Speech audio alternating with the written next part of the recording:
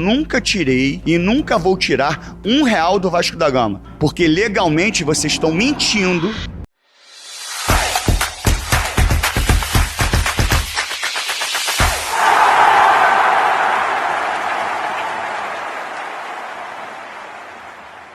Pedrinho, primeiro dizer que é um prazer e te agradecer pela deferência. Num dia que eu sei que está sendo mais um, né, dos difíceis dias desses últimos quase 3 anos de Vasco. Eu queria que você falasse do que aconteceu ontem, nesse momento em que você não faz, pela Justiça, parte do Conselho de Administração da SAF, no meio de uma janela, na volta do time ao campeonato, aos campeonatos, sem treinador e principalmente buscando um novo investidor. Como é que está o Pedrinho hoje? Flávio, primeiro, bom te ver novamente, né? É um dia pesado, duro, né? Na realidade, de uma noite virada, pego de surpresa. Não esperava que a maldade das pessoas fosse num nível tão grande assim, a ponto de pensar somente no poder e esquecer todos os problemas que podem vir para a instituição. Como todos os torcedores que acompanham diretamente o Vasco, todos sabem que existiu uma briga política interna, que na minha concepção não deveria prevalecer se causa dano à instituição, e essa briga está tomando um caminho que é um caminho muito ruim, porque todas as alegações, todas as falácias, todas as narrativas são apenas narrativas. E chegar numa esfera tão crucial e eles esperarem o momento certo, que é o momento de eleição, no momento que o clube está fragilizado em termos de pontuação, para fazer esse movimento, é muita deslealdade não comigo, deslealdade com a instituição. E aí, Flávio, a gente começa a prever diversos possíveis movimentos e eu já vou te falando um monte que pode acontecer. Um deles é eles quererem me impeachment, que está aqui na associação, porque eles vão alegar se tem gestão temerária pelo que aconteceu, eles vão alegar que eu não posso mais estar no controle. Eles vão criar que, de repente, o contrato era um contrato bom e quando eu tento colaborar e contribuir, e aí o contrato é mudado com o investidor, o contrato fica pior. E aí eu preciso, né, até que o investidor venha a público para falar sobre isso.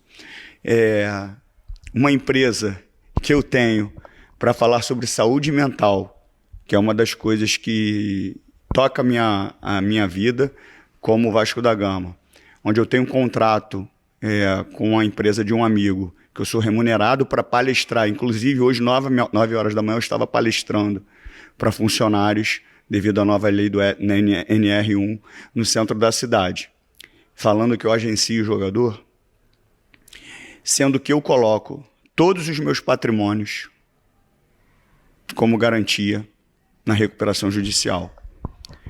Era um dos únicos caminhos para o clube se reestruturar. Por isso, de repente, outros não fizeram, porque você botar todo o teu patrimônio em jogo é muita responsabilidade. Mas dentro de alguns aspectos da RJ, existe gestão temerária, fraude, corrupção, e isso eu sei que não vai acontecer na minha gestão. Então, eu seria burro o bastante para ter um contrato que agencia jogador e eu perder todo o meu patrimônio. Então, assim, é tanta crueldade, é tanta maldade, é tanta falácia, que me dói, obviamente, como pessoa, porque foram pessoas que conviveram comigo, conviveram dentro da minha casa, e são pessoas hoje que se tornaram, não minhas inimigas, mas inimigas da instituição. Porque toda essa criação que eles fazem, toda essa invenção que eles fazem, é em troca de quê? É de poder? O que eles vão falar? O Pedrinho desvia? Onde eles querem atingir? Eles querem atingir a única coisa que eu tenho com o torcedor, que é a credibilidade. Quando eles tentam tirar a minha credibilidade, é a única chance que eles têm de me prejudicar e prejudicar a instituição, num momento tão crucial para o Vasco da Gama. Eu vou te interromper. Eu quero fazer assim que isso aqui seja um bate-papo. Você começou falando, eu me lembro quando você se elegeu, Pedrinho, e foi uma das coisas que mais animou o torcedor, e eu vou particularmente dizer a mim. Você disse: eu não quero mais briga política no Vasco. Me lembro que o seu opositor, que era alguém que tinha tido eleições problemáticas lá atrás, que foi o Leven, lhe abraçou e ficou aquele clima bem legal, né? Pô, difícil a gente ver isso. E você abre aqui essa resposta comigo dizendo que houve uma ruptura política. Por que houve essa ruptura política? Explica um pouquinho esse... Porque os argumentos são grandes, de que havia um grande grupo e o grupo foi diminuindo. Enfim, eu queria que você explicasse essa relação que se deteriorou com o tempo. Cara, o conceito final, realmente, assim, eu não sei te falar. A estrutura que eles estão tentando criar é que existe quadrilha, é que existe roubo, é que existe fraude. E eu sempre falei desde o início, se qualquer coisa acontecer de forma irregular, seja quem for, vai embora. Não vai existir isso comigo aqui dentro. Não vai existir, Flávio. Comigo não vai existir sacanagem. Essa foi a minha frase. Então, se tivesse alegações, como eles alegaram, eu sempre digo: cadê as provas? Cadê as provas? Cadê as provas? Agora, a única coisa que me preocupa, e muito, Flávio, é porque uma mentira ou uma historinha que se torne uma narrativa bem contada, com canetas bem pesadas, ela destrói reputações. E é isso que vão tentar criar. Eles vão criar narrativas, histórias, mas com a mão pesada. A caneta é muito pesada. E se você me perguntar, eu tenho medo? Tenho. Eles podem criar qualquer coisa ao meu respeito. Porque eles pegam uma historinha, montam a historinha, cria a narrativa e a caneta pesa. Então eu tenho medo. Você acha que essa situação que aconteceu domingo, da ação colocando em suspeição a sua empresa, de que você agenciaria jogadores, é por aí, é esse caminho? E como é que você se defende? Você falou que a empresa foi criada para palestrar, enfim, para você ter outros negócios, né? Como é que você se defende? Esse contrato seu foi levado à compliance? Passou? Isso foi aprovado? Flávio, quando você abre uma empresa, vem ali diversos aspectos. Dentre eles estava agenciar jogador. Foi identificado pela 777. Sim. Porque já é um padrão, já vem no contrato. E a gente tirou imediatamente. Inclusive com um dos personagens que hoje é opositor. Inclusive, eu tinha um resquício, que eu não me lembro o valor, e posso estar enganado, se eu estiver enganado, me perdoem. Não sei se era 80 mil, 50 mil, 70 mil, não lembro o valor.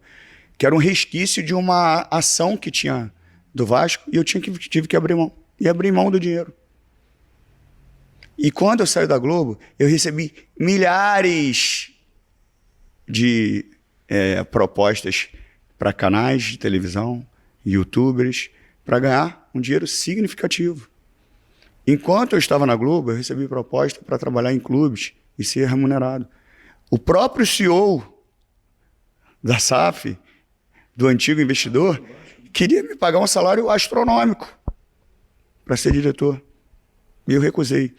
E qual é tão chulo, assim, é tão medíocre, porque qual é a racionalidade de eu colocar meus patrimônios e cometer alguma irregularidade para perder meu patrimônio, que vale trilhões de vezes mais do que supostamente eles estão alegando aí qualquer tipo de irregularidade. Então, assim, isso se desmancha, se cai por terra, facilmente. Agora, se você pega uma história, desenha, isso aqui está vinculado a isso aqui, que eu não sei o quê, e a caneta, que é o meu medo, pesa, aí eu tenho muito receio do que pode acontecer. Mas eu espero que a caneta pesada não vença a verdade. É só isso. Pedrinho, assim, eu vou te fazer uma pergunta bastante direta. Se alguém pedir a você hoje, abra o seu sigilo bancário, liberado. Você abre sem problema? Liberado. Tá liberado. Sempre teve, pô. Inclusive, uma história que aconteceu aqui com o Vasco. Quando eu saio do Vasco, que eu vou pro Palmeiras, eu assino aqui uma rescisão, certo? E eu não queria, de forma nenhuma, entrar na justiça contra o Vasco. Mas eu tinha muito dinheiro para receber. E foi uma luta constante para eu não entrar na justiça, porque eu não queria entrar na justiça contra o Vasco. E eu não tentava, não conseguia, né? Não tentavam fazer um acordo, não conseguia, e eu precisava do dinheiro. Entrei na justiça. Quando eu entro na justiça, estamos lá com, eu acho que é juiz também que tenta fazer a conciliação, e na época o advogado do Vasco, que não era o advogado habitual, ele apresenta um documento onde tem uma assinatura minha, dizendo que o Vasco estava quite. O conciliador me mostra o documento, eu olho, ele pergunta, a assinatura é sua? Eu falei, a assinatura é minha. Essa assinatura é minha, mas eu não assinei. Então eu não sei se botaram carbono, é carbono que se fala? Eu não sei se falsificaram. Imediatamente, o juiz, vendo obviamente a verdade, fala assim, então tá bom. Fala para o advogado do Vasco, já que vocês trabalham com débito e com crédito, eu vou pedir a quebra do sigilo bancário do Pedrinho. Você autoriza? Autorizado. Quebrou o sigilo bancário, automaticamente não estava quite porque não houve pagamento nenhum. Então, assim, para mim está muito claro, Flávio, está muito tudo liberado, assim, não tem problema nenhum, não tem... Isso é o que menos me preocupa. O que me preocupa é o dano que pode ser causado à instituição por esse movimento. A gente vai falar de investidor, eu espero você falar sobre o investidor, para a gente chegar em que consequências essa atitude as consequências que essa atitude pode ter causado. Chegando nos investidores, nenhum investidor chegou com uma proposta oficial, a não ser o Lamac. A história de grego, italiano, foi tudo foguete, né? Não vou dar nomes específicos, mas citado por vocês. Para mim, uns usaram muito mais o Vasco para se promover o nome na pessoa física e tal, do que interesse, porque foi tudo passado para eles, NDAs assinados, e nunca tiveram retorno de nada, de nenhum interesse, de nenhuma proposta. Mas peraí, mas você fala, por exemplo, do Lamac, que a gente vai entrar agora. A RJ foi aprovada em janeiro, se eu não me engano, desse ano, né? Foi a partir dali ou já se tinha uma... Já tinha uma conversa anterior de um início de construção de uma possibilidade para a compra do Vasco da Gama. E aí, depois de um tempo, parou um pouquinho, esfriou, e a gente retomou, se eu não me engano, nós retomamos, eu não quero cometer erro com datas, né? Mas eu sou ruim para isso. Mas acho que em janeiro, no final do ano, nós retomamos de uma forma muito direta, rápida, que já poderia ter sido até assinado o contrato já no início do ano. Então janeiro já podia ter tido esse movimento? Já poderia. Se a gente já tivesse acelerado todos os processos, a gente já tinha a possibilidade de ter um aporte no meio do ano até para investimento no futebol, que facilitaria muito. Mas com todos esses problemas causados de forma intencional, além de querer afastar o investidor, né, obviamente prejudicar de forma desportiva. E por que eu falo assim, Flávio? Afastar o investidor. Porque se o investidor não conhecesse exatamente quem eu sou, ele poderia desistir do negócio com todo esse tumulto. Como eu falei para você e vou repetir. Essas pessoas, eu já sei todos os caminhos que elas vão seguir para deixar o investidor duvidoso, mas eles estão enganados, tá? Cada vez mais que eles fazem isso, o investidor fica mais à vontade e seguro para fazer o negócio com relação ao Vasco da Gama. Isso aí é muito importante. O que aconteceu ontem não diminui o interesse dele. Por enquanto, não. Pelo menos demonstrou muito mais interesse, ainda mais pelo que estão fazendo comigo. Por quê, Flávio? O que eles vão fazer? A única forma que eles têm de me atacar, mesmo desportivamente a gente não indo bem, é a minha credibilidade. E quando ele tira a minha credibilidade, ele coloca em risco a recuperação judicial, ele coloca em risco o investidor. Eles vão querer atrelar, Flávio, todas as minhas atividades pessoais, principalmente com relação ao projeto que eu tenho com os meus amigos de saúde mental a Vasco. É isso que eles vão fazer. E isso é covardia. Isso é covardia. Eu nunca tirei e nunca vou tirar R$1 do Vasco da Gama. Só tirei honestamente trabalhando. Nunca tirei e não vou tirar. E não tem sentido o que eles estão fazendo. Não tem sentido o que eles estão fazendo. É maldade e crueldade eles atrelarem a minha atividade pessoal com isso. Por quê? Porque, primeiro, são inteligentes demais, mas eu coloco os meus bens e eu vou me prejudicar para perder meus bens? Primeiro que eu não sou ladrão. Meu pai foi um cara humilde, trabalhou aqui atrás como motorista de caminhão de lixo, me deu dignidade. Eu abri mão de um salário alto na comunicação para fazer um outro projeto de vida. Então vocês não vão colar essa historinha comigo, não vão. Vocês têm a caneta, vocês têm o poder, e vocês só vão conseguir fazer isso se vocês usarem o poder da caneta de vocês. Vocês só vão fazer isso se vocês usarem a caneta de vocês. Montar a historinha de vocês, a novelinha de vocês, a narrativa de vocês, criarem todo o cenário e dar canetada. É isso que vocês vão fazer. Porque legalmente vocês estão mentindo, estão destruindo ou querendo destruir a minha reputação e não vão. Mas tirando a minha questão, que o mais importante é que a instituição não prejudique o Vasco. Não atrapalhem a venda. Não atrapalhem a venda. O investidor é um investidor sério, é um investidor de credibilidade, que eu não estou preocupado de botar 10, 30, 40 bilhões imediato e quebrar o clube depois, como a gente vê por aí. Não é isso.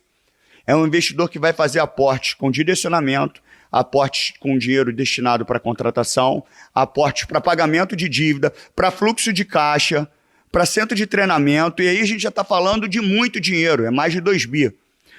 Flávio, como sempre eu fui muito verdadeiro com o Vasco, você consegue precificar o Vasco, o valor do Vasco? Não, é muito difícil. Nem eu. Se eu falar que o Vasco vale 300 bilhões de reais, a gente vai achar que é muito dinheiro. Mas é para precificar? Dá para precificar? A relação que eu tenho com meu pai através do Vasco, com meu filho através do Vasco, tem preço? 1 bi, 2 bi, 3 bi, 4 bi? Você não consegue precificar. A gente sabe que o Vasco vale demais. Mas uma coisa é o sentimento que a gente tem pelo Vasco. E outra coisa é a realidade financeira que o clube vive. E de uma forma bem verdadeira, o Vasco está numa situação muito melhor do que esteve quando a gente entrou, mas é um clube que precisa imediatamente de injeção de dinheiro. Seja para contratação, seja para CT, mas o mais importante que isso, para o pagamento das dívidas, que isso vai ser o maior legado, porque o investidor assume imediatamente, quando ele compra o Vasco, ele assume as dívidas para ele. Então isso é uma responsabilidade com os próprios credores, porque eu tenho a responsabilidade de honrar os compromissos, de não ter fraude, de não ter sacanagem, porque senão eu perco meus bens. E eu acredito que eles podem fazer maldade até para eu perder meus bens. Tá? Até para eu perder meus bens. Mas quando entra o investidor, o credor, acabou. A dívida do Vasco vai ser paga. Então, mais do que uma injeção imediata, títulos, o Vasco não vai ter dificuldades pelo resto da sua existência. Porque é um investidor com uma garantia num valor extremamente absurdo, que vai ser divulgado, na física e na empresa. É o investidor que tem uma ambição de fazer com que o Vasco se torne, ou retome os anos de glória, mas mais do que isso, não seja chacota de alguns próprios vascaínos, que ficam zombando, fazendo meme, sacaneando a própria instituição. Então esse é o investidor que está na linha, está na agulha. Isso não é conversa de político, porque eu não sou político. Quando eu erro, quando eu acerto. Eu falei a questão do potencial construtivo, que o meu erro foi acreditar e não tinha assinado, assumi a responsabilidade, tenho a pretensão, obviamente, de dar o pontapé mais rápido da construção do estádio, acerto e erro como gestor, E é um outro ponto bom para observar, Flávio, a gente vai continuar no investidor, que os assuntos vão se entrelaçando. As pessoas esperavam muito de mim, no futebol especificamente, porque eu fui eleito 4 vezes o melhor comentarista do Brasil. Só que quando eu atravesso esse caminho, a Associação SAF, eu tenho uma pane dentro de um avião gigantesco. E aí eu direciono todas as minhas energias, obviamente, para a reestruturação financeira, para busca do investidor, a relação do contrato. E com isso, um departamento esportivo é pago para isso. Então as pessoas elogiam o nosso executivo com muito mérito, que merece o Admar, nas ótimas contratações que fazem, mas quando dá errado, criticam o Pedrinho. Então, assim, é um viés muito distorcido.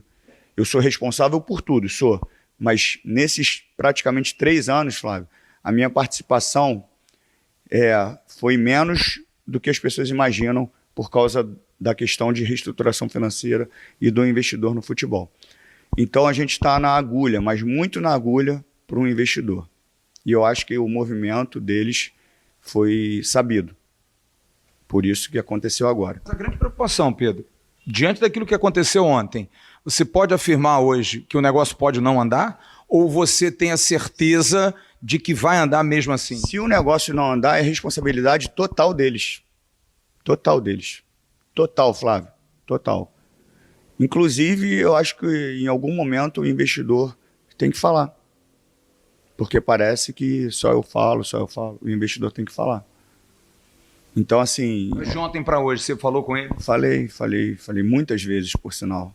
Inclusive, quando saiu à noite, falei muitas vezes. E causa uma revolta, uma estranheza, porque, como eu te falei, Flávio, reputação é uma coisa que você demora anos para construir. Demora anos. Eu posso ter 500 defeitos, Flávio.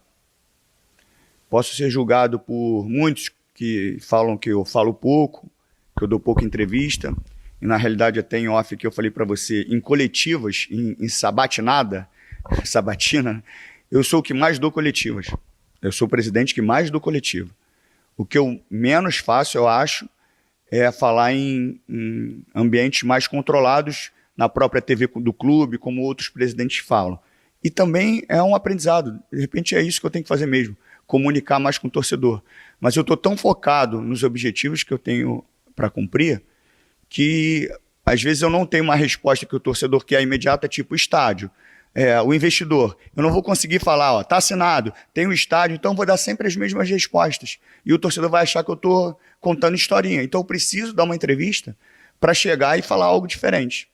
Para falar algo que realmente importa. Você não quer falar por falar. Por falar, porque eu vou estar ali falando por falar. Hoje, excepcionalmente, aconteceu uma coisa grave. Deixa eu te interromper, você não acha que é por isso que talvez o grupo que hoje nessa briga com você, reclame de falta de transparência pelo fato de você não se expor muito? Não, porque a falta de transparência que eles alegam, eles têm acesso a tudo. Eles têm acesso a tudo. Eles sabem do contrato, eles sabem. Como é que eles vão alegar agora que o contrato é ruim? Então, porque eles têm acesso ao contrato. Eles vão falar que o contrato antes era melhor. Pergunta para o investidor onde ele vai gastar mais dinheiro, se era no primeiro ou se era no segundo. É só perguntar para o investidor. Você falou que tinha um fato que aconteceu hoje. Qual foi o fato que aconteceu hoje? Não, o fato que eu digo, de eu falar hoje, foi pelo que aconteceu. Sim. De eu ser afastado e eles vão imputar, atrelar o que é uma covardia. Fala galera, beleza? Mais um vídeo novo pra vocês. Já dá aquela moral, deixa seu like, compartilhe, já comenta aí embaixo e não esquece de se inscrever no canal pra não perder nada, porque aqui tem vídeo novo todos os dias. Forte abraço galera, fui!